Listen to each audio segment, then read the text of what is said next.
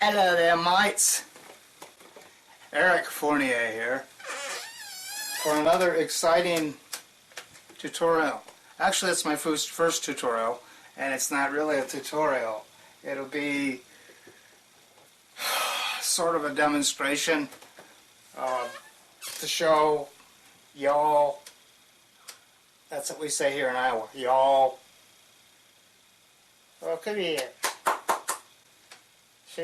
She's the kitty. I've got the kitty here. She's all excited because I'm not at my desk sculpting. So what I do is I normally do a slideshow, and we all love a good slideshow. I do a slideshow of the progression of the. This is my latest on the screen here.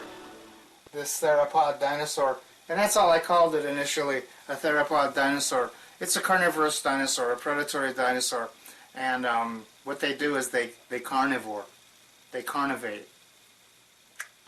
So I did this theropod dinosaur, and they're all kind of physiology. A theropod is a theropod is a theropod.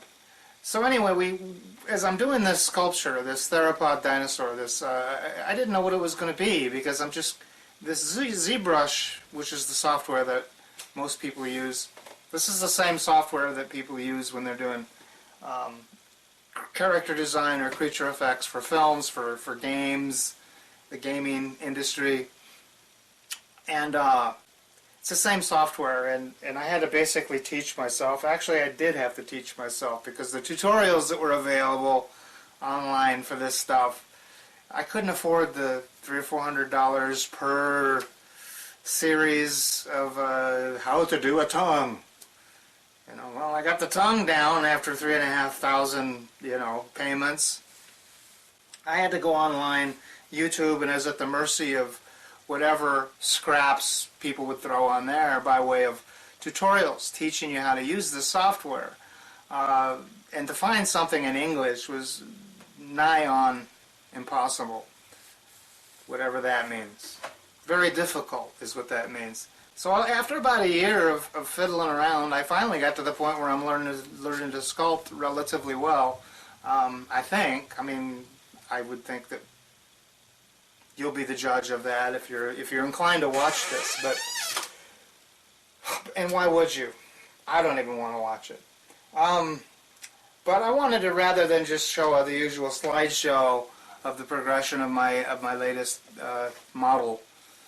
By the way, I used to be a practical sculptor. I used to do life-sized wildlife sculpture to make money, and then various other kinds of sculptures for my own edification. Fantasy figures, and I've got one in my living room, a 6-foot tall Amazon one.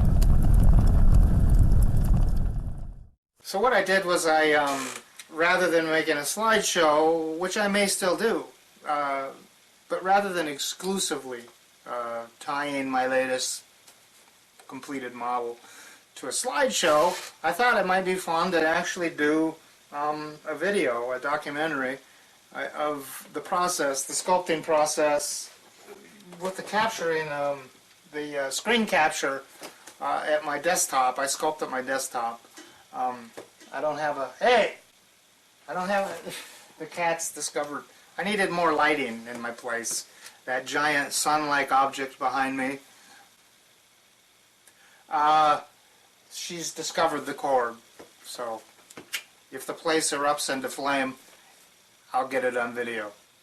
So rather than rely on the usual slideshow presentation, which are less than exciting, I thought it might be kind of fun. Let's see, fun.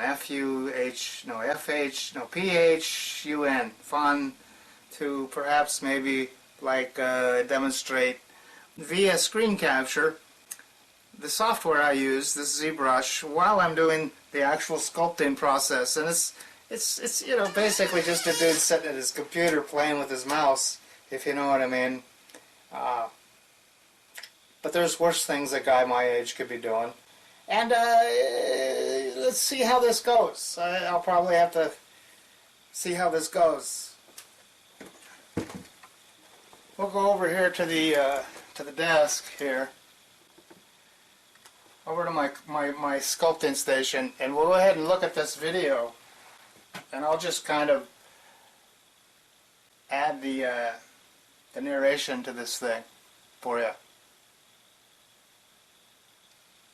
I've got the video here pre-edited, and I'll just talk through it. And all these pieces start out as what's called a Z-sphere. You start with one sphere, you link it to another sphere, and like I'm doing here, and you make a chain of spheres to roughly convey the shape. In this case, it's the head. I'm starting the head. And then you convert it to what's called a mesh, or an adaptable skin. You make a skin out of this Z-sphere, and then you start sculpting. In this case, I'm using the move brush, and I've been looking. I've had some reference. I had some reference on the screen here, just for inspiration more than anything. But once I start a piece, I just kind of go at it. As you can see here, I just kind of go at it, and I just start carving, sculpting. It's both subtraction of material and adding material. And this is digital clay. This is digital clay, and it's a very intuitive program. That's what I love about ZBrush, and why it's probably the tool of choice for most digital sculptors. By the way, this is time-lapse. I'm not sculpting this fast. In fact, with this piece in particular, I'd done so many theropod or dinosaurs in general. I threw a little reference material. You can see it popping up on the screen every now and then, of an Indominus Rex from the Jurassic Park, the fourth Jurassic Park movie. Although I ultimately didn't want to sculpt the Indominus, it was just a badass looking dinosaur, and it was inspirational, and I had it on the screen behind my sculpting program.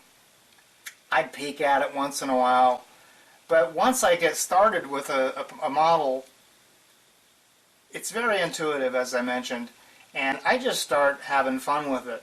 But I did want to be a little more deliberate this time with my sculpting. I wanted it to be more accurate. I'd learned so much in the last year, particularly about this program, things that I hadn't really had the opportunity nor really the guts to try. Things like Dynamesh, different various types of sculpting tools that I'd never even looked at, much less used. And I decided it was time to up the game a little bit, and I wanted to do,